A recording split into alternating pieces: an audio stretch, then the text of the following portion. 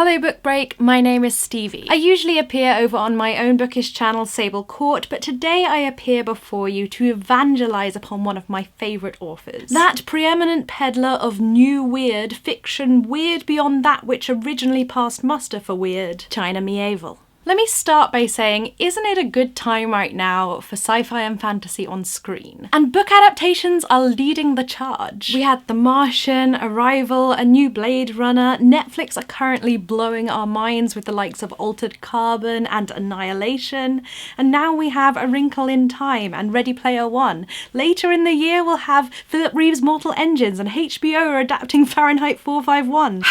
But right now I am losing any shred of chill I may once have retained over the BBC's adaptation of The City and the City by China Miéville. And it's out now, all 4 episodes, complete and ripe for binge watching. If you scurry on over to the iPlayer and try not to get distracted by the sex robot show because what?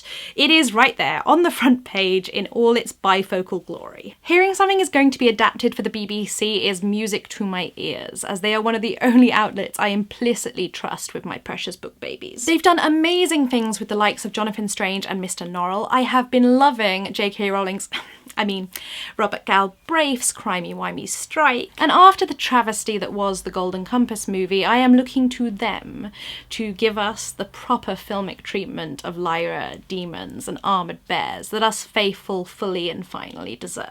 So go and watch The City and the City. But while we're together amongst fellow book-addled fiends, let us take up our tomes and profess as one the mantra of our kind. The book is always better. If you haven't read China Miéville before, I am here to guide you in, as there's quite a lot to choose from. If you want to read before you watch, you can start with The City and the City, which is possibly the least fantastical or science-stretching of Miéville's offerings. In fact, there's nothing really within it that's beyond the realms of what is physically and temporally possible. Sort of. I normally recommend this book to those crime readers of you, as the style Miéville employs here is but one step removed from the noir detective story. And it's essentially a murder mystery. The only difference here is that the murder mystery, as the title somewhat implies, takes place in a city and a city. That is 2 cities that somewhat overlap in geography, though are still 2 very different independent states. I originally read this book when I was at university studying nationhood and nationalities, and Miéville's was a fun thought experiment to run alongside the drier theories of social identity and imagined communities. In The City and the City, we follow Theodore Bourlou, a detective in the city of Basel. He is trying to solve the murder of a young woman. All the time, going about his life, trying to unsee the city of Olcolma, the streets and buildings and people that live right alongside him. When I first heard this book was being adapted, I was very, very sceptical. It's a big concept, a foreign mindset that the TV show has to represent, and yet I think it's done it very well. They translated to a visual medium by overexposing and unfocusing that other city that you're not meant to see. And they've given each city its own individual feel, in the colours chosen and the set dressing and even the habits of the actors who are different nationalities. I was lucky enough to hear one of the actors, Maria Schrader, talk about her role in the show as a detective from Olcolma. She really hammered home how this story isn't beyond our current human scope. She compared acting across the 2 cities to her life growing up in divided Berlin, and how you do unsee and think differently when you are presented with that other, even on your doorstep. So go for The City and the City if you want a detective novel, if you want a big thought experiment on nationhood, and if you want to devour the TV show, as I have just greatly enjoyed doing so. And now for something completely different, as I can basically say before each and every of Miéville's novels. If you want something a bit more sci-fi, or if you're a fan of linguistics, any Arrival or Ted Chiang fans in the audience, then Embassy Town is the book for you. This is essentially a space opera, or the end of a space opera.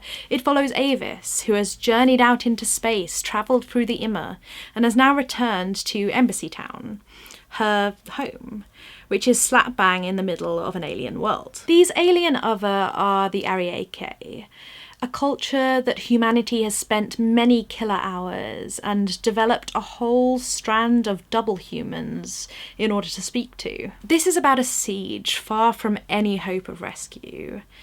It is about attempting to understand each other. and it's mostly about language, how it represents reality, and how to tell truth with lies. Now a book for those who read in order to terrify themselves. That is this slim novella, this Census-Taker. Also a very, very quick read if you just want to try Miéville out. This has the feel of a fairy tale, but twists out of the usual beats of even the darkest of them to build in you a fraught and creeping dread. Related herein is the disjointed, unreliable tale of a boy whose mother kills his father, or whose father kills his mother, and is then rescued or captured or not. Don't read it if you like your stories stolid and distinct. But if you're a fan of the twisty and gothic, this is a great little tale that will worry away at you long after reading. The final Miéville I will recommend new devotees induct themselves in with, where I started, and probably still my favourite, is Perdido Street Station. I'm afraid that at over 800 pages it is a bit of a beast, but if you're a common reader of fantasy, you'll be no stranger to the most epic of tomes. So I would call Perdido and its kind of sequels, The Scar and the Iron Council, fantasy, but they are so unlike any other fantasy that you will have previously encountered, they basically deserve a new name carved out for them. They're a bit steampunk and a bit urban fantasy, but importantly, they've completely shrugged off the shadow of Tolkien that so many fantasy narratives just completely confine themselves to. They've exploded out like a burst pipe of originality, all unique and bewildering and gone amok. Here there are forbidden cross-species romances. There are birds who've lost their wings. There are abandoned railroads to nowhere. There are emissaries from hell. There is botched surgery sentencing. There are artists' ghettos built amid massive ribs.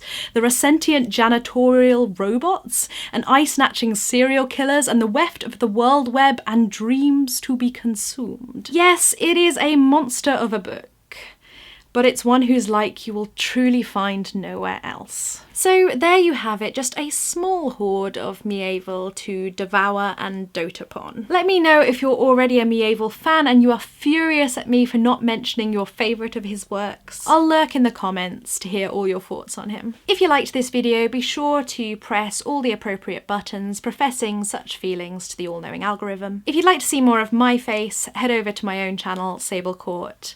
Other than that, happy reading. Bye.